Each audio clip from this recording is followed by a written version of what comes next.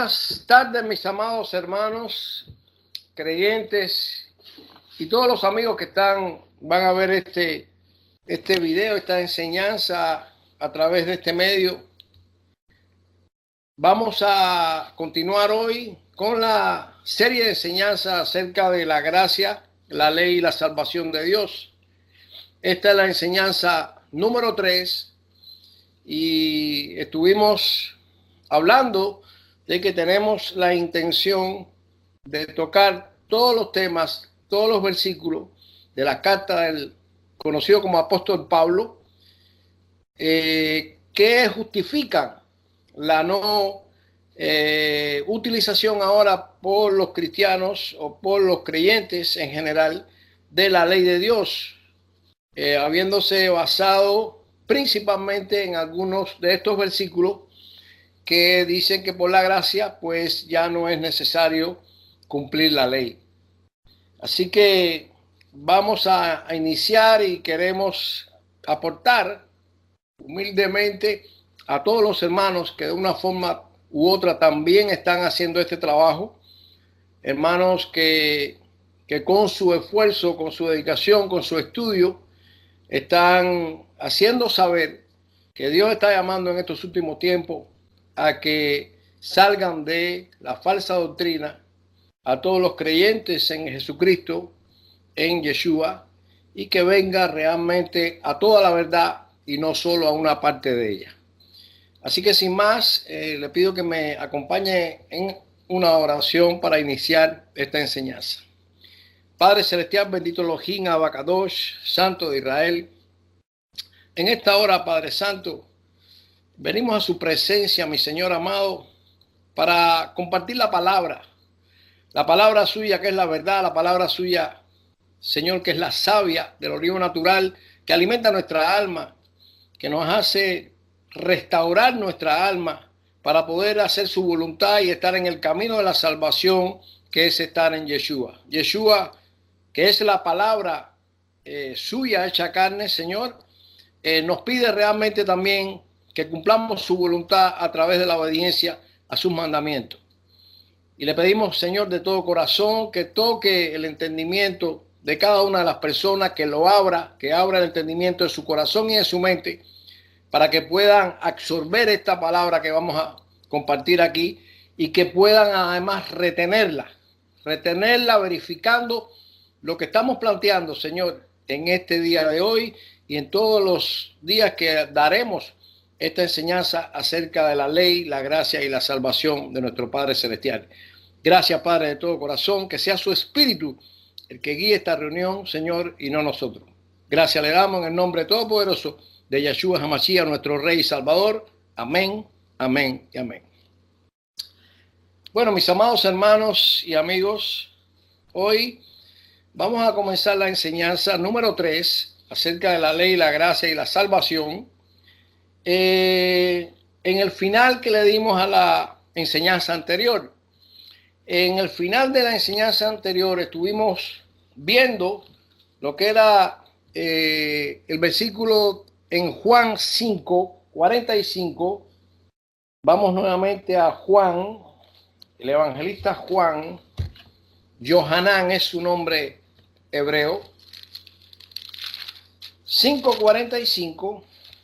Y en esta parte estaba nuestro Señor Yeshua hablando con unos probablemente sacerdotes que eran del templo, que eran saduceos, y algunos fariseos de una denominación llamada de la escuela de Shammai, que era la escuela un poco más extremista de las dos escuelas más importantes que había en Jerusalén.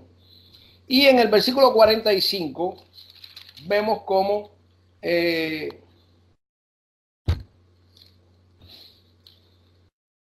el versículo 45 dice la palabra: no piensen que yo voy a acusaros, o sea que les voy a acusar delante del Padre.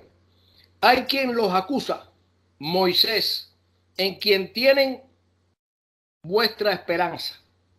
Porque si creyeran a Moisés, me creyeran a mí, porque de mí escribió él. Pero si no creen a los escritos, a sus escritos, ¿cómo creerán en mis palabras? O sea, los escritos de Moisés sabemos que están en los 5 primeros libros de la Biblia: Génesis, Éxodo, Levítico, Número y Deuteronomio. Son los 5 libros cuya escritura fue hecha por nuestro Padre Celestial. Dios mismo escribió una parte de esos libros, una parte pequeña, digamos, pero también Moisés concluyó esos 5 libros. Así que Yeshua, nuestro Señor, le dice a esas personas con quien estaba hablando que si no le creen a Moisés, ¿cómo le creerán a él? Porque de él, o sea, de Yeshua, escribió Moisés. Cuando dijo que un profeta como él, ¿verdad?, vendría a su pueblo y ese profeta debían oírlo, porque toda alma que no oyera a ese profeta, que era Yeshua, pues sería desarraigada. Así que estos personas, su no creencia, o la parte que no le creían a Moisés, pudiera referirse a aquello que estaba sucediendo hoy o en los últimos tiempos también. Porque habían maestros que tenían su propia interpretación de la palabra. Y aquellos maestros que de alguna manera su palabra no estaba muy en correspondencia con lo que estaba escrito en la Torá, en los 5 primeros libros, sencillamente era lo que de alguna manera podía invalidar o invalidaba la palabra del Todopoderoso, la palabra de Dios. Y en eso era que contendía fundamentalmente nuestro Señor con ellos, en que no había una actitud, en algunos casos, no en toda la palabra, pero en algunas leyes o mandamientos, pues ellos le hacían más caso a la interpretación de sus maestros que a la propia palabra escrita. Eso es lo mismo que está sucediendo hoy, que claramente hay algunas cosas que están muy claras, que no requieren ninguna interpretación, y sin embargo los teólogos le dan una interpretación para justificar que ya por la gracia de Dios no hay que cumplir su ley. Y entonces, ¿cómo podemos hacer la voluntad de nuestro Padre Celestial si no cumplimos sus instrucciones, sus leyes, sus mandamientos? No hay manera ni de cambiar nuestro carácter, nuestra conducta, a una conducta de santidad, de obediencia a nuestro Padre Celestial, si no cumplimos sus instrucciones, sus mandamientos y sus leyes. Así que pusimos un ejemplo de que en Mateo 5, 17 y 18, el Señor dice que ni una jota ni una tilde pasaría de la ley hasta que todo se cumpla. Y explicamos que todo se cumple cuando pasen el cielo y la tierra, como dice Apocalipsis 21, ¿verdad? Y precisamente él dice en el versículo 18 de Mateo 5, que hasta que pase el cielo y la tierra, ni una jota ni una tilde cambiaría de la Torá o de la ley, como está escrito, hasta que todo concluya. Todo no concluyó con su muerte en la cruz. O sea, concluyó lo que él debía hacer, y aún así tampoco, porque cuando resucitó estuvo aproximadamente 40 días con sus discípulos, ¿verdad? Entonces, todo terminará cuando pase el milenio, en que nuestro Señor va a reinar en Jerusalén, cuando venga la nueva Jerusalén y venga sobre una nueva tierra y un nuevo cielo. Ahí termina todo. Entonces la ley de Dios está vigente, la Torá de Dios está vigente, porque aquí tenemos la tierra, estamos en la misma tierra y con el mismo cielo. Entonces en Lucas 16, 17, si me acompañan a Lucas 16, 17,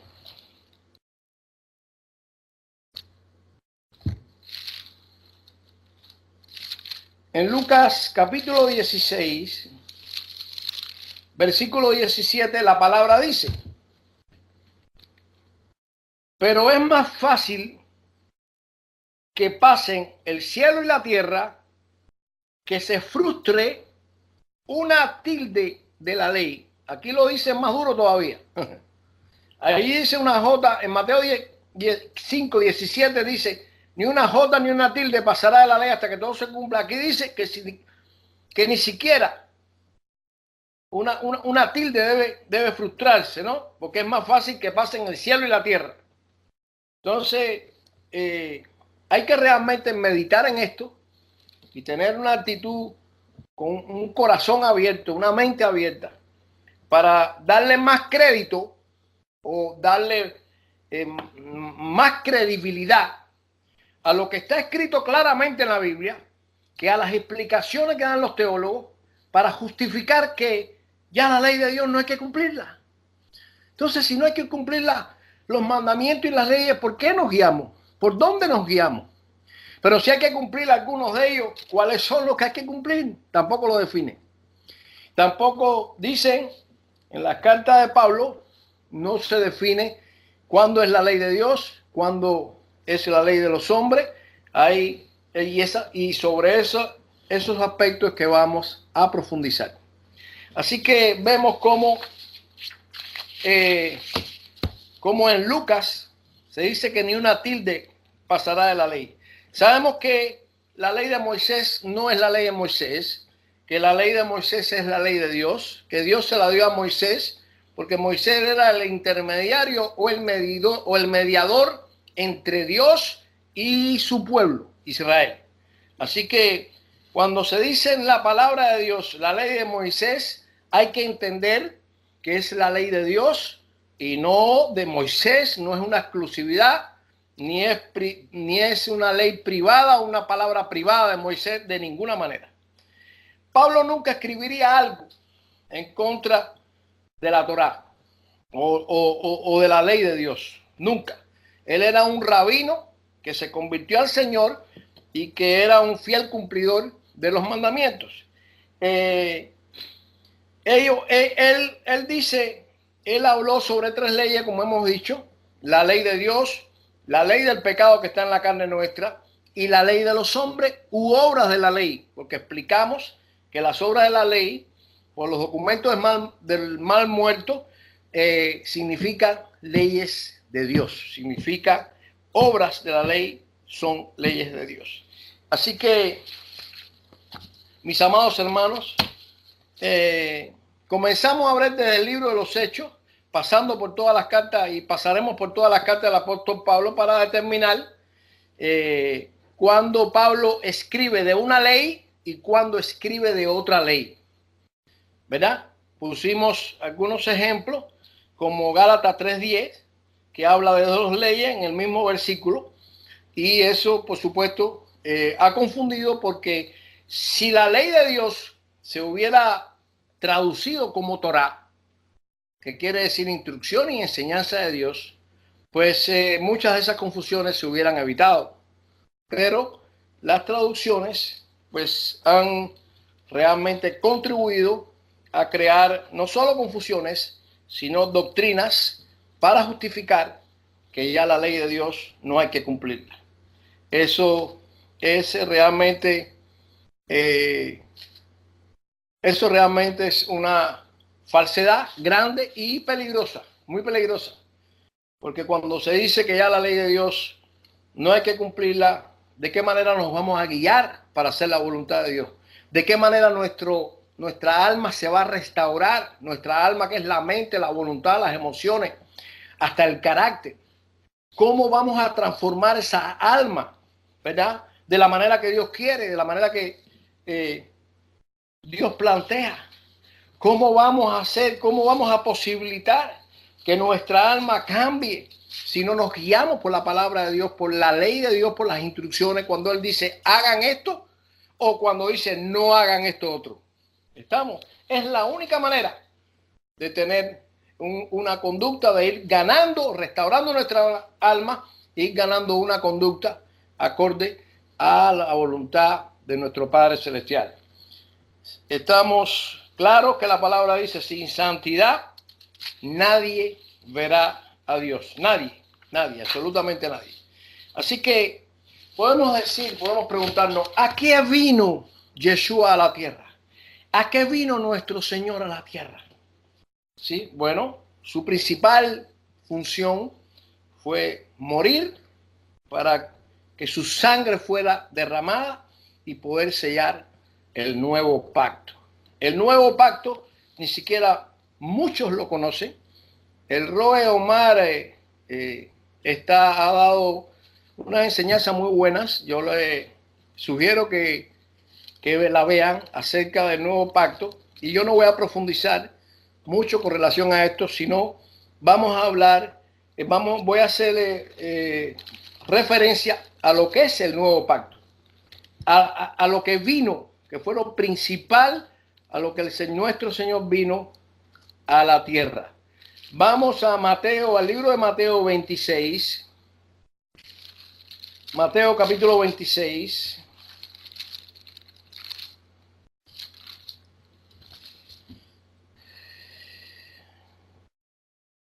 Estaban celebrando la Pascua, o sea, la festividad de Pesach en hebreo.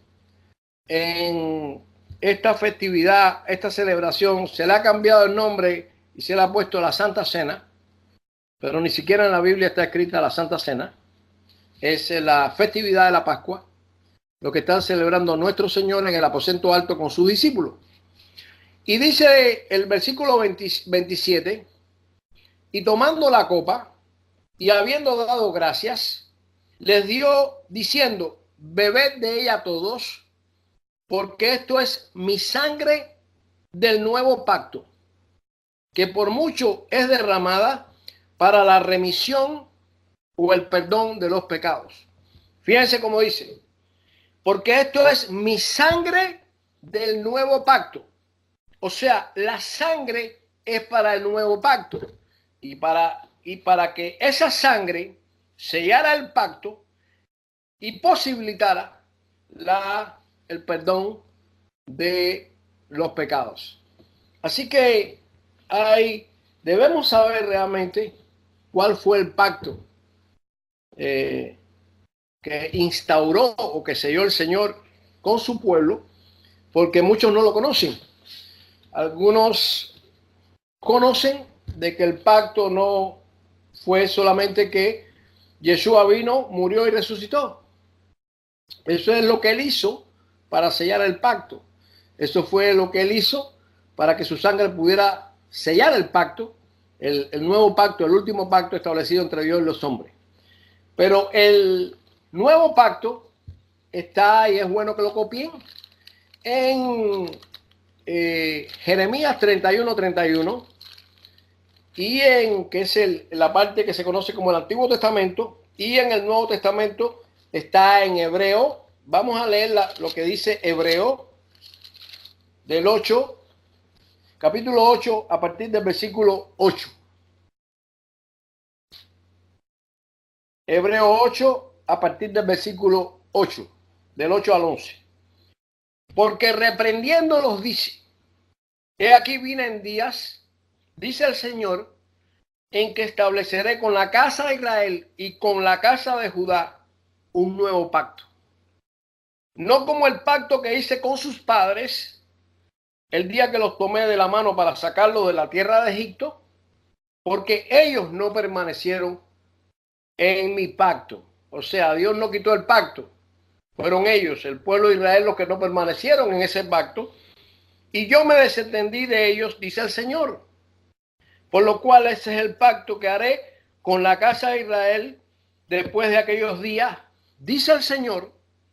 Pondré mis leyes en la mente de ellos y sobre su corazón las escribiré.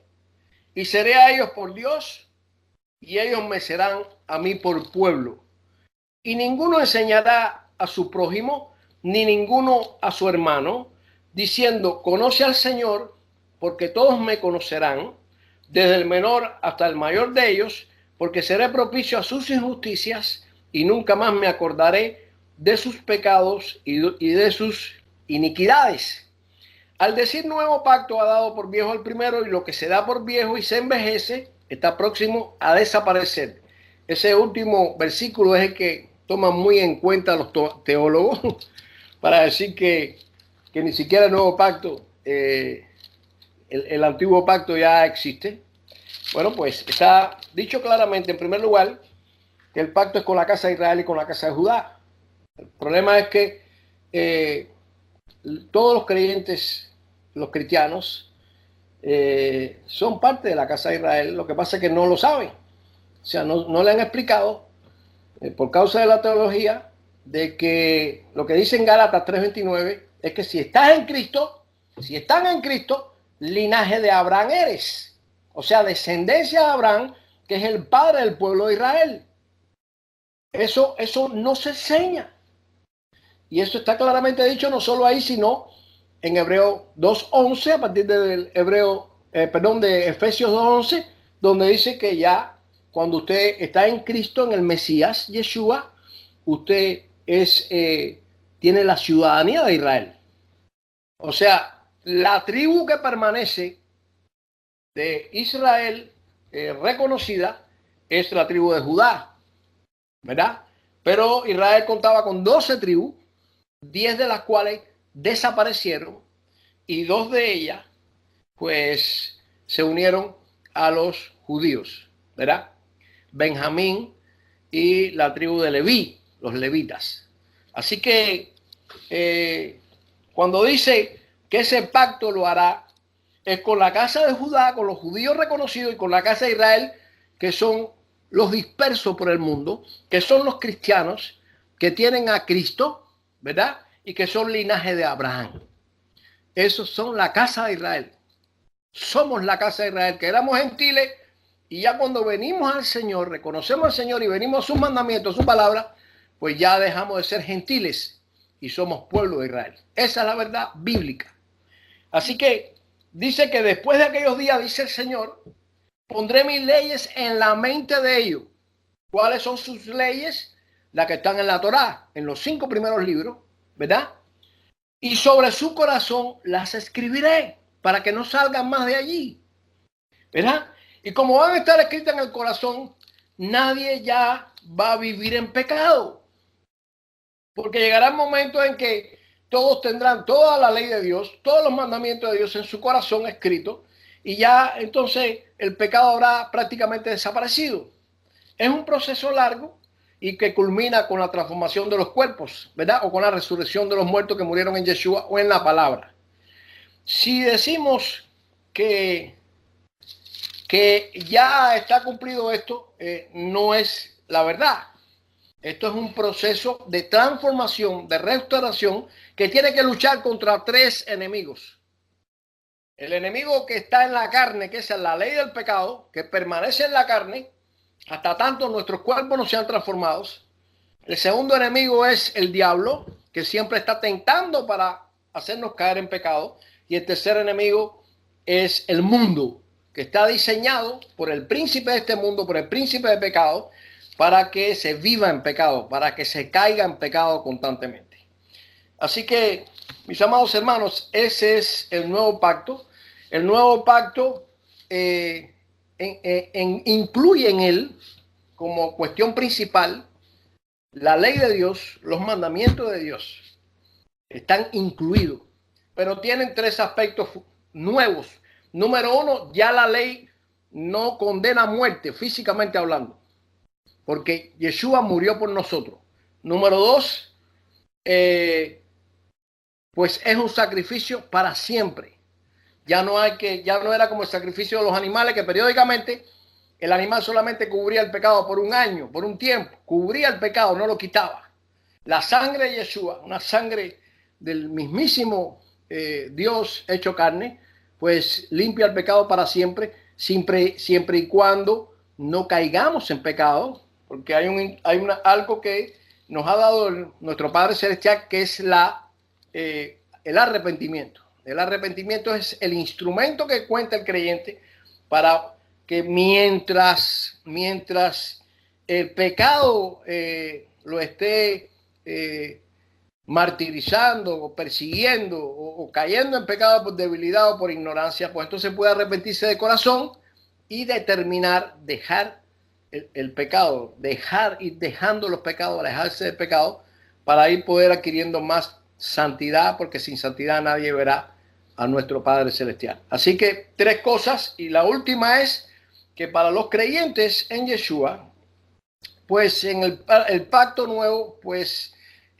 aquellos que reconocen a Yeshua como Señor y a su palabra, pues viene el Espíritu de Dios como ayudador, el don del Espíritu de Dios, que es el Espíritu Santo, el Ruach HaKodesh, viene al creyente para ser su ayudador. Incluso Pablo dice que el Espíritu Santo intercede por nosotros hasta con gemidos indecibles. Esa es la realidad del nuevo pacto, lo cual no está claro en muchos creyentes, y por eso es que estamos realmente especificando esto, aunque repito, el hermano Omar, que es de nuestro ministerio, la Casa de Efraín, ¿verdad? Un ministerio que hay en México fundamentalmente, y otro aquí, empezando, dirigido por un servidor.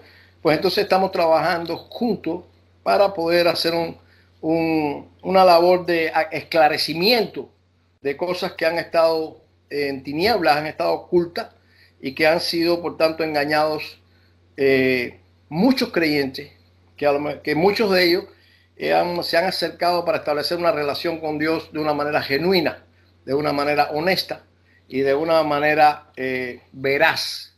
Y entonces estamos haciendo este trabajo de esclarecer lo que es verdaderamente la relación entre la gracia de Dios y su ley, o entre la ley de Dios y su gracia.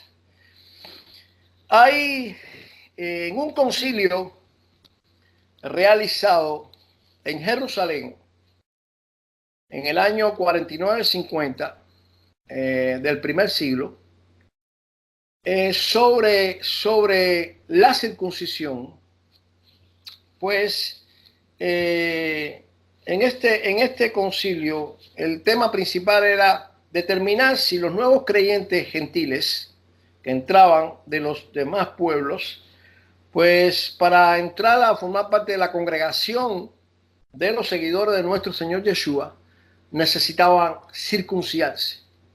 En ese concilio se determinó que no debería ponerse mucha carga a los nuevos creyentes, especialmente con la circuncisión, porque en aquellos tiempos la circuncisión era difícil. No es lo mismo que un judío que nazca y al 8º día se circuncide, ese niño tiene un dolorcito y punto, que un ya adulto en aquellos tiempos, que no había anestesia, ¿verdad? Y no había determinadas condiciones higiénicas, pues la circuncisión era algo más serio que hoy en día. Así que en este concilio vamos a Hechos 15, vamos a pasar rápidamente. En Hechos 15 estaban realizándose, esta reunión se estaba realizando por todos los ancianos de la congregación de los seguidores de Yeshua, que eran en Jerusalén y en sus alrededores, pues unos 200,000. Se plantean que era alrededor de 200,000. Y aquí, después de estar analizando cómo especialmente el ministerio del apóstol Pablo había hecho maravillas entre los gentiles, pues el hermano Jacobo, o que era el medio hermano del Señor, Jacob, él para dar conclusión a esa reunión. Y entonces dice a partir del versículo 19, Hechos 15, 19, por lo cual yo juzgo o yo concluyo, es lo mismo, que no se inquiete a los gentiles que se convierten a Dios.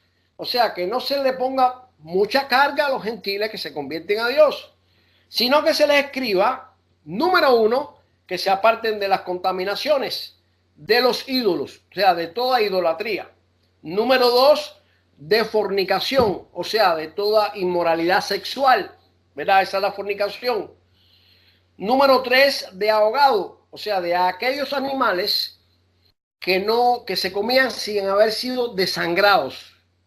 O sea, era la ley de Dios, lo dijo, lo repitió, no solo varias veces, y muchos no cumplen esto. muchos no cumplen esto. Y número 4, y de sangre. Cuando dice y de sangre, de aquellos pecados de sangre, como el asesinato, ¿verdad? Entonces, número 5, en el versículo 21 dice, porque a Moisés desde tiempos antiguos tiene a cada ciudad quien lo predique en la sinagoga donde es leído cada día de reposo o Shabbat. O sea que los nuevos creyentes gentiles, donde asistían a fundamentalmente a aprender, además de las casas, iban a las casas, se reunían en las casas, pero el Shabbat, el sábado, iban a las sinagogas. No había iglesias en el primer siglo, solamente había sinagoga, y ahí se reunían los judíos ortodoxos, o sea, los que eran, no tenían a Yeshua, y los que tenían a Yeshua, que habían venido, habían sido seguidores del Señor, los discípulos de Israel, los seguidores de Yeshua, judíos, los de Israel, y los que se convertían, ¿verdad?, a Yeshua de los demás pueblos. Así que ese era el quinto mandamiento, o la quinta ley, o la quinta instrucción que se determinó que los gentiles cumplieran, los gentiles que se convertían al Señor, que ya pasaban a ser pueblo de Israel, pues era la quinta instrucción, el quinto mandamiento que determinaron exigirle a los nuevos creyentes o enseñarle como principio a los nuevos creyentes que se convertían en Yeshua. Así que ahí vemos cómo en los seguidores de Yeshua, pues establecen como día de reunión principal, como día de congregarse, fundamentalmente el sábado en las sinagogas. No existía otro lugar. Así que la circuncisión fue algo establecido por Dios como señal del pacto que él hizo con Abraham, a través de Abraham. Sí, ese pacto tenía dos promesas fundamentales. Número 1, que la descendencia de Abraham heredaría la tierra prometida. La descendencia de Abraham heredaría la tierra prometida. Hay una parte de la descendencia de Abraham que son los judíos que están en Israel, ¿verdad? Hay muchos judíos que no están en Israel, pero los que están en Israel están ya en la tierra prometida. Pero todos los gentiles convertidos a Yeshua y que son pueblo de Israel todavía no están en Israel. Así que esta promesa que Dios le hizo y pactó con Abraham todavía no se ha cumplido. Se ha cumplido en una medida pequeña, porque solamente son 8 millones de judíos los que están en la tierra santa, en la tierra prometida.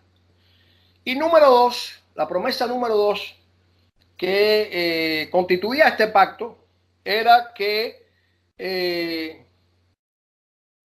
Abraham sería padre de una multitud de naciones. Una multitud de naciones. O sea, Abraham sería sí, y tenía, en este momento tenía 86 años y no había tenido hijo de Sara. O sea, el hijo de la promesa no había nacido. Sin embargo, Dios, el Todopoderoso, le dijo que sería padre de una gran nación, ¿verdad? Cualquiera le dicen esto a esa edad y se ríe porque lo considera como un chiste. Sara, de hecho, se rió cuando lo oyó, ¿verdad? Que ella tendría un hijo a la edad de 90 años, ¿sí? Y Abraham a la edad de 100. Así que esto es para que tengan una idea desde cuándo es que viene señalado lo que es el pacto abrámico y lo que es la circuncisión como señal del pacto, ¿verdad? Y la circuncisión de la carne, y que no es la principal es la circuncisión del corazón, y como precisamente en este concilio del año 49-50, uno de los temas principal que se discutió fue el tema de la circuncisión. Y aquí entonces se determinó uno de los mandamientos más conflictivos que ha tenido, que ha estado como controversial, como parte de los mandamientos iniciales de Dios, el cuarto mandamiento, que es el día santo de Dios, un día santo, un día completo de 24 horas, desde el viernes al oscurecer, que es cuando cambia el día de Dios, como lo estableció en la creación, hasta el sábado al oscurecer. ¿Verdad? Los creyentes en Cristo, nuestros hermanos cristianos, pues no cumplen un día completo. Ellos van el domingo a la iglesia, el tiempo que van a estar allí, 2, 3 horas, pero ya después siguen su vida normal, ¿verdad? Pueden ir a una fiesta, pueden ir a cualquier otra cosa, pero ellos nada más le dedican 3 horas a Dios. Nosotros le dedicamos 24 horas, ¿verdad? Porque bueno, sí dormimos, pero le dedicamos las 24 horas a nuestro Señor en la casa y en la congregación. Así es que, pues, vamos viendo cómo realmente los mandamientos de Dios, especialmente uno como este, que es el día de reposo, que después vamos a ampliar sobre él, pues es una necesidad cumplirlo, es de Dios, no nos pertenece. Ese es un día que Él bendijo y santificó desde la creación y Él mismo dio el ejemplo. Y Él mismo dio el ejemplo. Así que bendito sea el que vive y reina. En la palabra iglesia viene del griego eclesía. Viene del griego eclesía y está en la concordancia cristiana Strong, que es la más famosa, la que más se utiliza, concordancia cristiana Strong, ¿verdad? Y es en el número de las palabras, tiene 2 diccionarios, un diccionario de palabras hebreas y un diccionario de palabras griegas. Todo lo que es el Nuevo Testamento ellos lo pusieron en griego y en la palabra eclesía, que es griega, pues está en el número el número 1577, el número 1577 de las palabras en griego, y significa llamar fuera,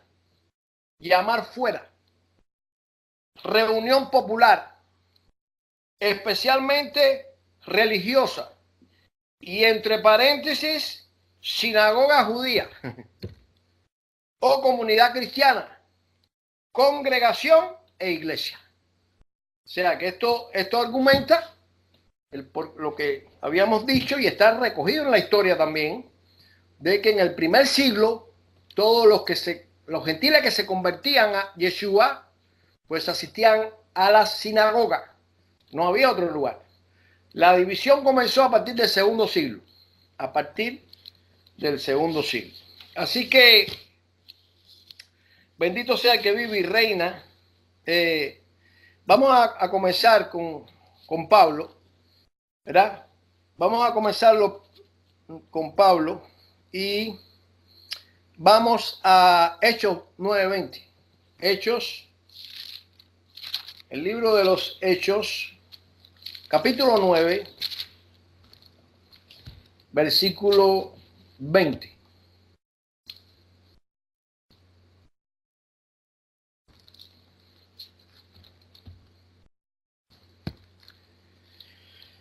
Pablo era como sabemos, era un perseguidor de seguidores de Yeshua en Israel, por cuanto él entendía que los seguidores de Yeshua, a los cuales le decían los del camino, porque Yeshua había dicho: yo soy el camino, la verdad y la vida, pues él entendía que era una secta, ¿verdad?, que estaban predicando falsedades, como que Yeshua era el Mesías de Israel, que había muerto y había resucitado.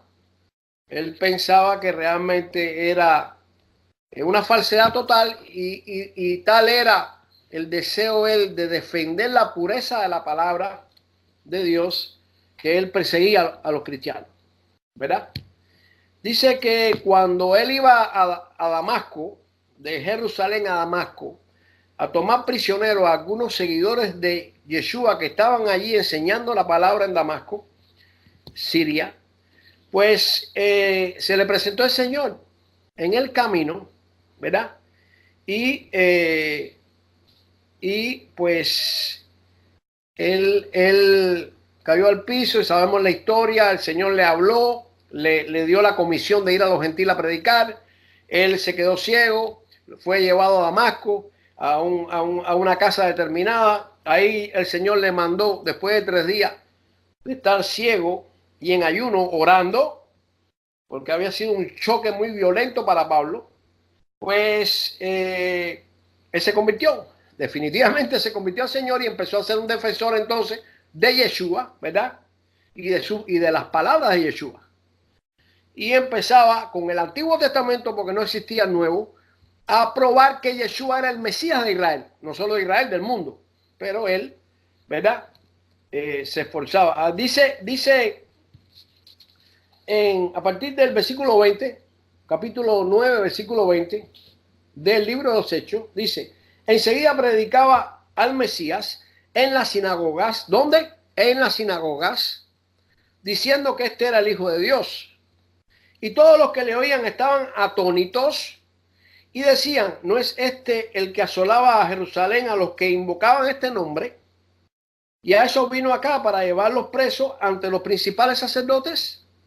Pero Shaul, mucho más se esforzaba y confundía a los judíos que moraban en Damasco, demostrando que Yeshua era el Mesías, el Cristo, ¿verdad? Y a partir de ahí comienza su trayectoria mesiánica, su trayectoria como defensor de Yeshua y como un evangelista extraordinario enviado por el Señor a los gentiles.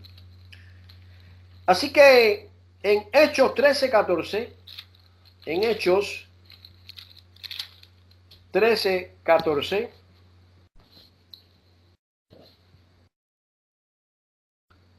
vemos cómo Pablo y Bernabé pues llegaron a Antioquía, ¿verdad? Aquí fue donde primeramente se le llamó a los seguidores de Yeshua cristianos fuera de Israel. Dice: habiendo zarpado, a partir del 13, habiendo zarpado de Pafos, Pablo y sus compañeros arribaron a Perge de Panfilia, pero Juan, apartándose de ellos, volvió a Jerusalén. Ellos, pasando de Perge, llegaron a Antioquía de Pisidia y entraron en la sinagoga en un día de reposo y se sentaron. Llegaron a la sinagoga en un día de reposo. Si pasamos al versículo 42 del mismo capítulo 13, dice: cuando salieron ellos de la sinagoga de los judíos, los gentiles le rogaron que al siguiente día de reposo le hablasen de estas cosas, ¿verdad? Quiere decir eso, que ellos habían oído la enseñanza de Pablo, porque ellos le decían que le hablaran de esta cosa el siguiente día de reposo otra vez. Ellos estaban en la sinagoga. Y en el 44, versículo 44, dice: el siguiente día de reposo se juntó casi toda la ciudad para oír la palabra de Dios. Ahí ya fue, por supuesto, en un espacio un poco más grande que la sinagoga, porque dice que se juntó casi toda la ciudad. Pero fue un día de reposo, un día de Shabbat.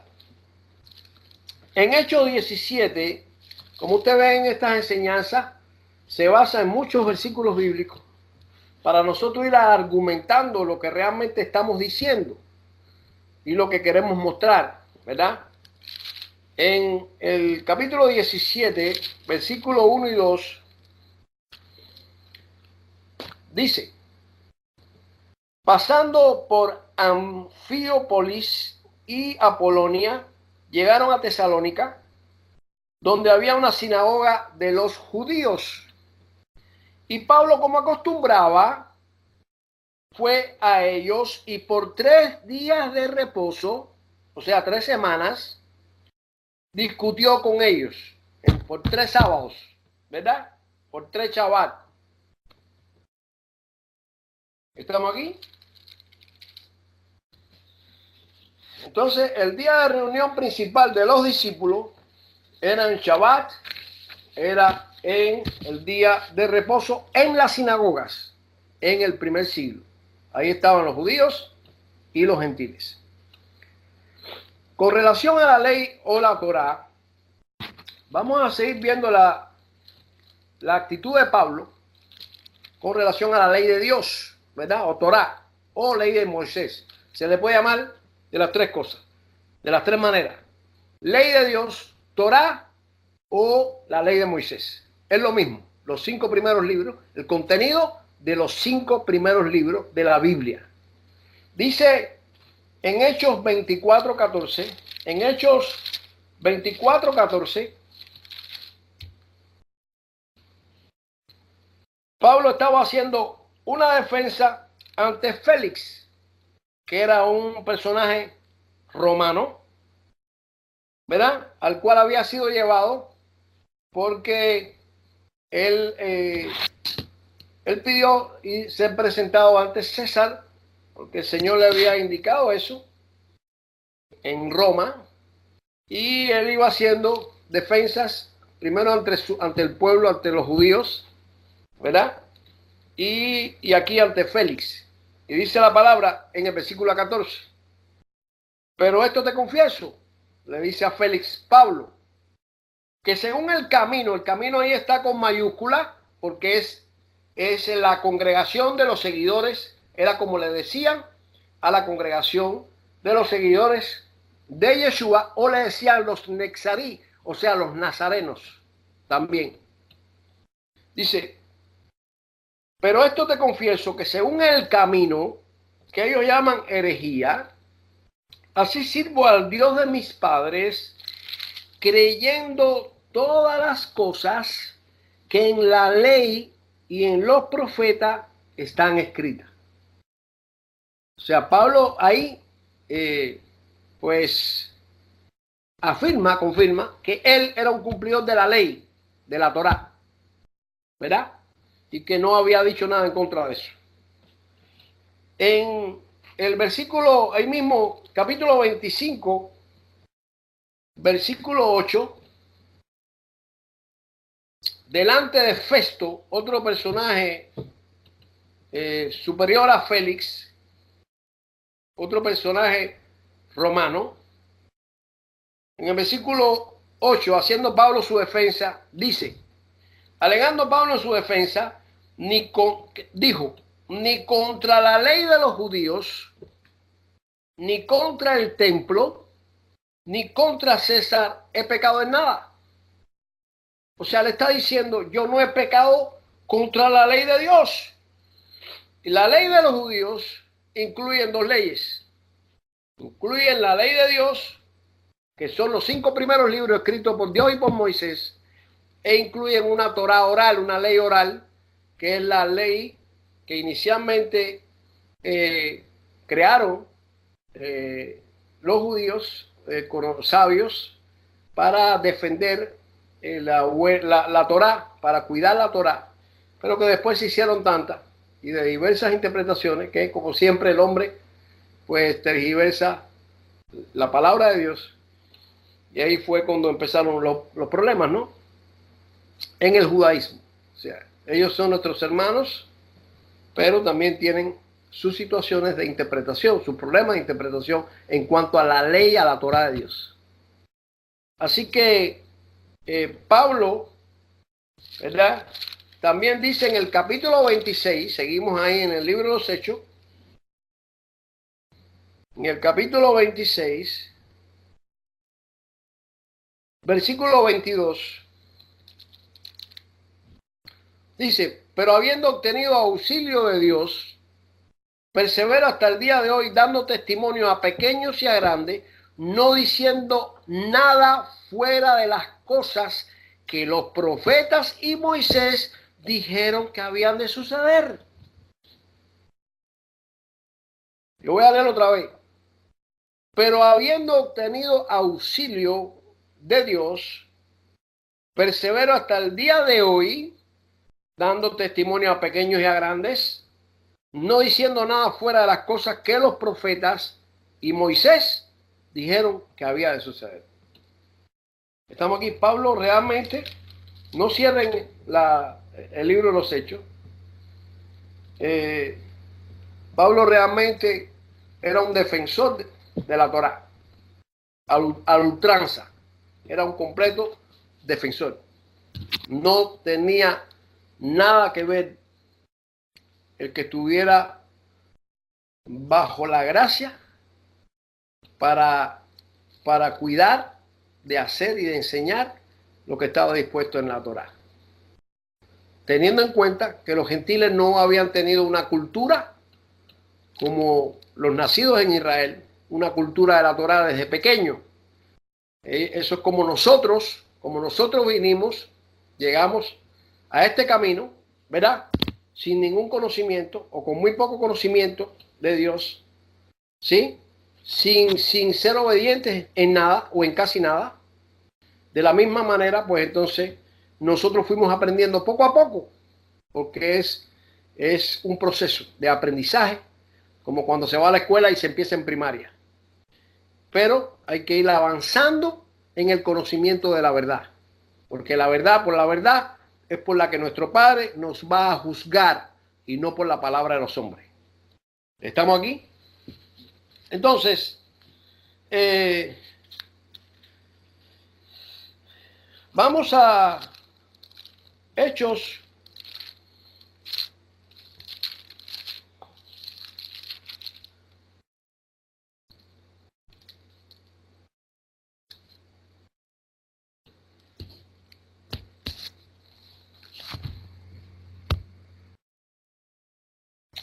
Vamos a Hechos, mis amados hermanos, ahí mismo el capítulo 28, versículo 23.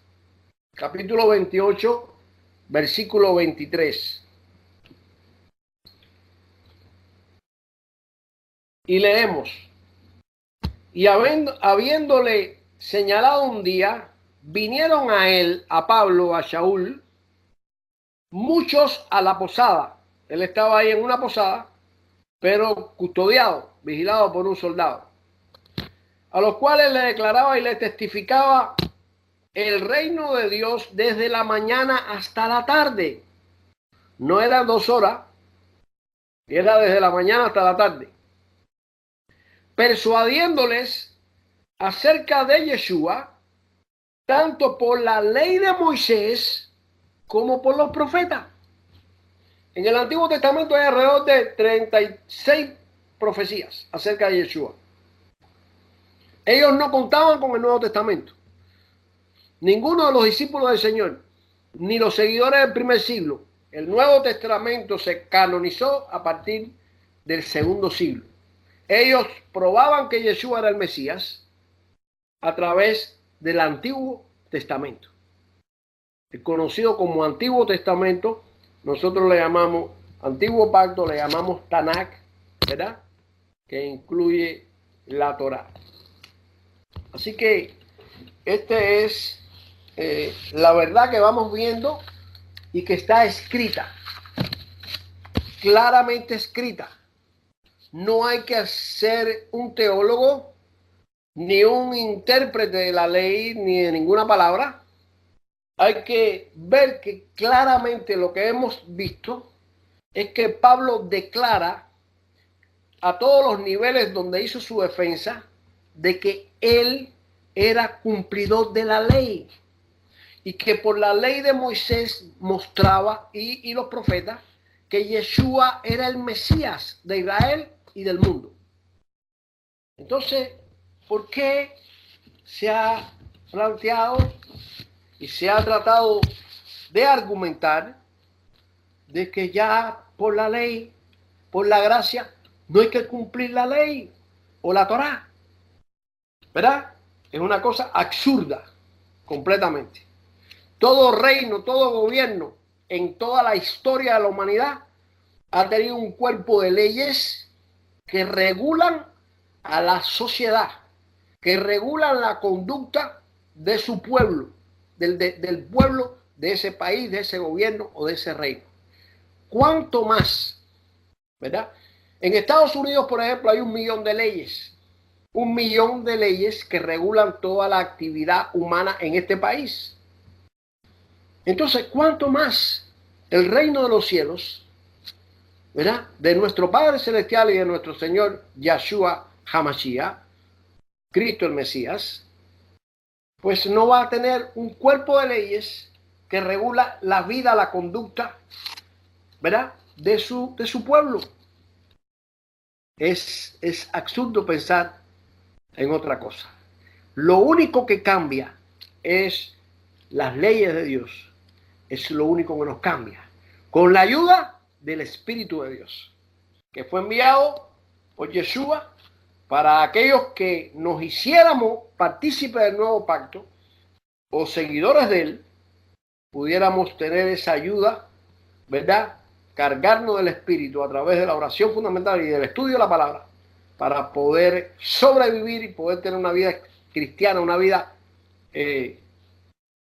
como creyente, como testigo de Yeshua, una vida exitosa. Pudiéramos vencer en las batallas que los creyentes en Yeshua verdaderos, los creyentes que cumplen, que quieren obedecer a Dios, pues tenemos que enfrentar por causa de que nos rodea un mundo totalmente contrario y enemigo de Dios. Hasta aquí vamos a dejar esta enseñanza.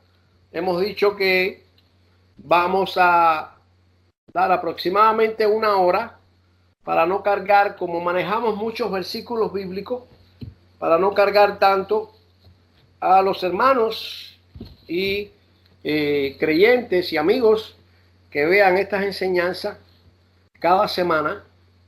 Les invito también a que vean el viernes a las 9 de la noche, hora de Miami, de Estados Unidos, 7 de la noche, hora de México, también la enseñanza del pastor del Roe Omar Antaño. Es muy bueno también. Además, el viernes por la noche es un día para aquellos que quieren cumplir el Shabbat, el día de reposo, pues un día ya dedicado a nuestro Padre Celestial, a su palabra, a la oración, a compartir la palabra. Así que mi nombre es Víctor León.